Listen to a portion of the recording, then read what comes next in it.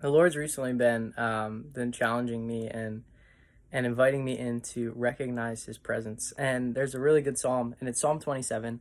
And in Psalm 27, David writes this psalm, and he's in the midst of chaos.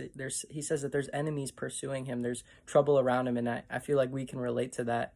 You know, like in our lives, there's constantly going to be trials, there's constantly going to be things that are really hard. Just the nature of life itself is very hard.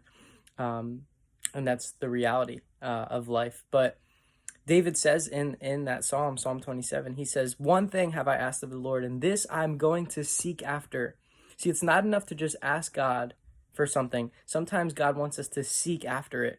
And David says he's seeking to dwell in the house of the Lord, to be in his presence, to gaze on his beauty and inquire in his temple.